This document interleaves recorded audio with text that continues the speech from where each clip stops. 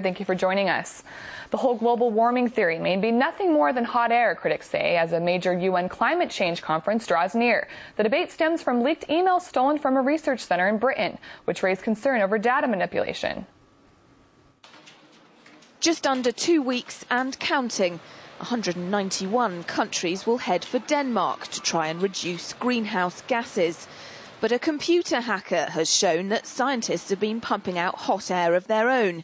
Thousands of emails from Britain's University of East Anglia, the main source for measuring global temperatures, posted on a Russian internet server and raising serious questions about ethics and accuracy.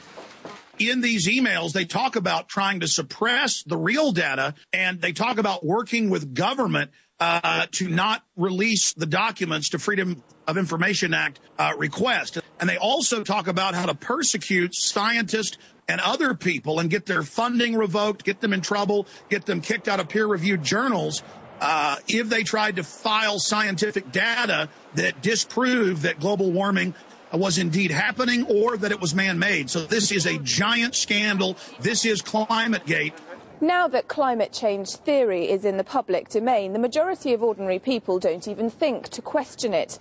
But in fact, climate observers say average temperatures are no higher than they were in 1998, and they may get cooler, not warmer, in the coming years. And among those convinced of global warming, some dispute just how much humans are to blame.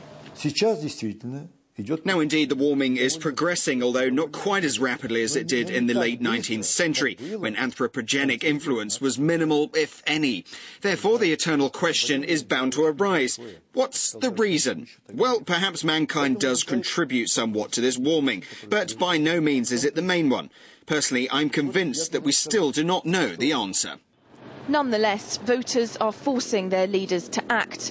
That's why they're heading to Copenhagen to cut carbon. But for some nations, it could choke their struggling economies. A lot of countries can't afford to commit to any legally binding targets because they need to raise millions and tens of millions of people out of poverty.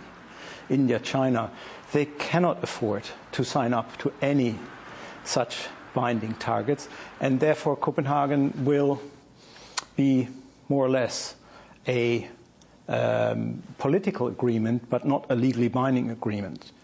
Is the world getting hotter, or is it just the politicians' rhetoric? And if any targets agreed at Copenhagen are based on flawed research, surely it would say more about leaders trying to score popularity points back home, rather than saving the planet. Laura Emmett, RT.